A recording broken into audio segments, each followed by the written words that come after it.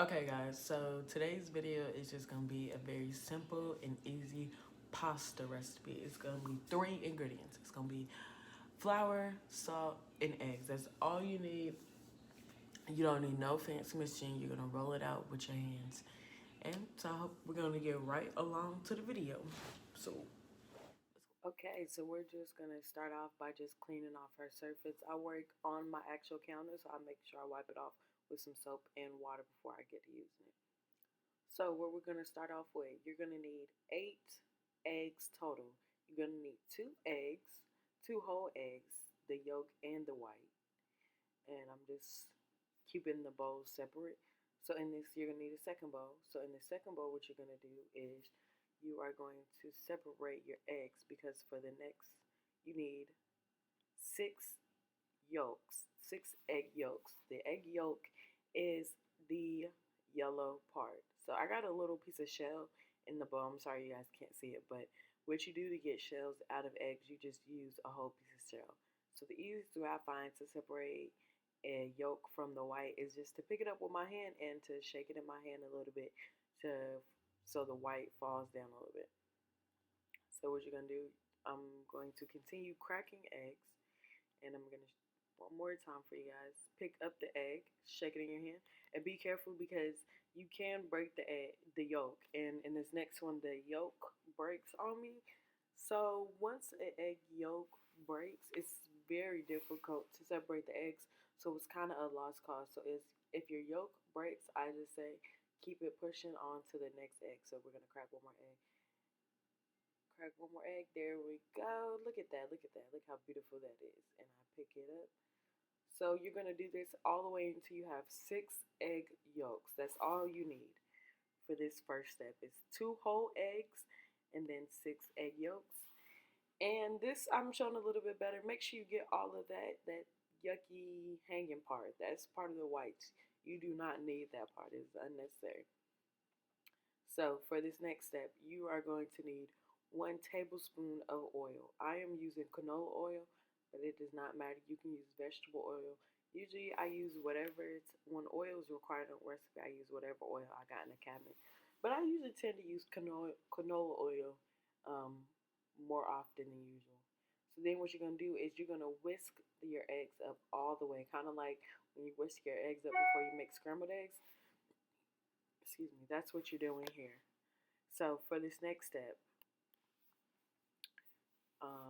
just make sure your eggs are whisked completely. So now what you're going to do is you're going to need 2 cups of flour. So what I'm doing is pouring the flour directly onto my counter.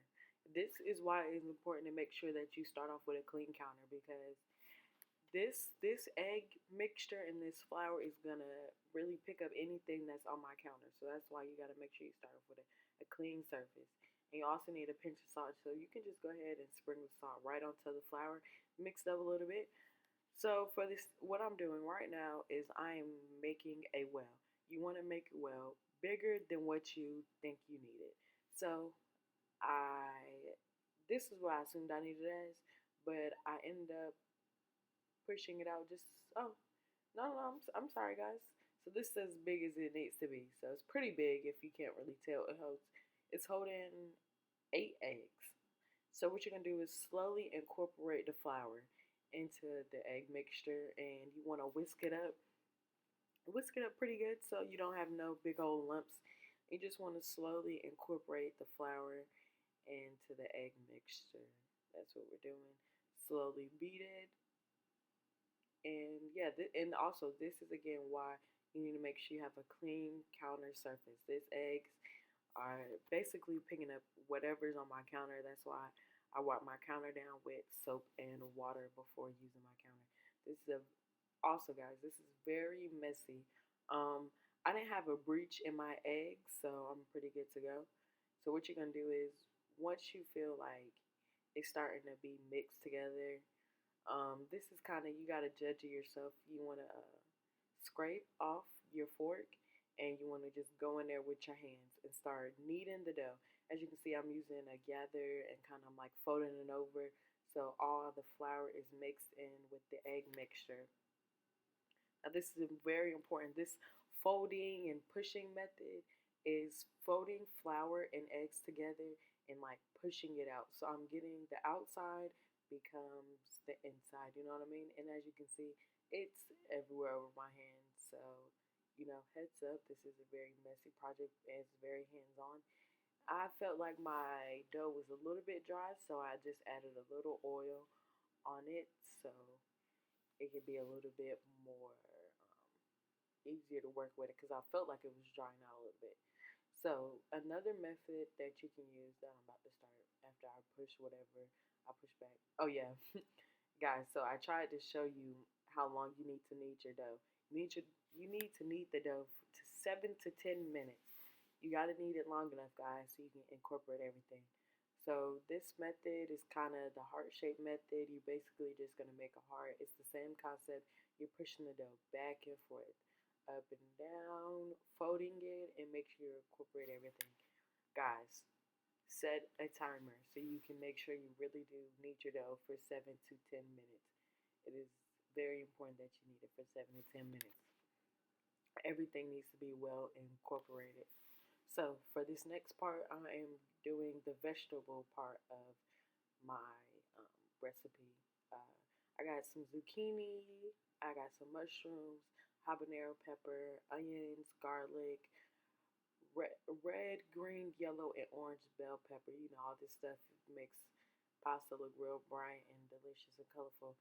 Here, I'm just cutting up a whole zucchini. Nothing special. I like my pieces to be pretty big. If you want smaller pieces, you can always cut your zucchini smaller. Now, this recipe is my own recipe. Usually, when I make pasta, I usually just throw in whatever vegetables I have in my pantry. So seasonings, I got some salt, pepper, oregano, also some nutritional yeast, some cayenne, and some paprika. So you might be wondering why nutritional yeast. I just put nutritional yeast into everything, guys. I put it on top of everything. So right here, I'm just cutting up some mushrooms, and guys, make sure your vegetables that you use are good quality and they are not expired or nothing. I threw one out because I didn't like the way it was feeling. It was kind of silky on the top. And this other one, I just washed it a little bit more and it was good to go. So yeah, we're just cutting up our vegetables. Okay, guys. So what am I doing now is I'm just stirring up my vegetables. You want to keep your vegetables moving so they don't burn your pan. So I just added in some tomatoes. I usually add in tomatoes last because they cook fast. So don't be afraid to add some butter. I didn't really show how much butter I put in, but I put in about maybe 3 or 4 little cut off little sticks. So right here, what I'm doing is I'm separating the dough into smaller pieces because the smaller the piece, the easier it is to work with. And also when you work with a smaller piece, you're likely to roll the dough out thin enough. So right here, what I'm doing is what you want to do with the dough that you aren't using. You want to wrap it back in the plastic wrap so it won't dry out. So all I'm doing, I was just rolling out the dough, and I decided not to use a rolling pin because a lot of people don't have rolling pins. So I just used an empty jar that I had lying around to show you that it's real easy to roll out this dough. So once you get it rolled out, you want to roll as thin as possible without tearing it. So then you're going to fold it over, fold it again, fold it one more time, and you're going to cut off the uneven pieces, the end and another end. So then you're going to cut it in half, and then you're going to just cut it lengthwise. And this is just a way to cut your pasta. And as you cut it, you want to go ahead and just separate it so your pasta does not stick together. That's the most important part. That's why it's good to have enough flour because you don't want your pasta to stick together. So it is okay if your pieces are not uniform. As you can see, my pieces all look all uneven, but that is okay. They're still the same amount of thickness and they're about the same amount, like width-wise, so they will all cook at the same time. As long as they're the same amount of thickness and the same lengthwise, you are okay. So you want to make sure you break up your pasta all the way. Make sure you go through every piece and pull it apart and make sure nothing's sticking together. So you're just gonna pour your pasta into some boiling water. It's not that hard. You're gonna cook it just like dry pasta, but this pasta is gonna cook faster. So after it's cooked, all I did was just pour it into my vegetable mixture, and this is about it.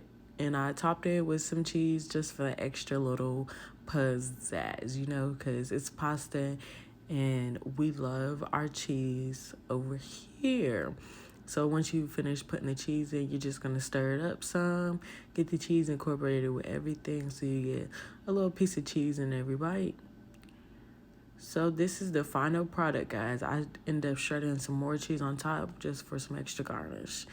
So then just make sure you clean up. You can put all your pasta pieces into a plastic bag and into the refrigerator and you're good. Okay, guys, I hope you guys really enjoyed today's video.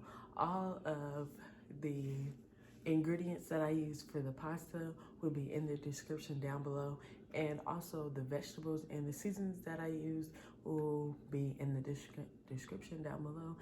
And I hope you guys really like my video today. And make sure you go like, comment, subscribe, share with your mama, your daddy, your grandma, your auntie, your brother, your sister, anybody that got a phone and know how to do YouTube. So I'll see you guys in the next video.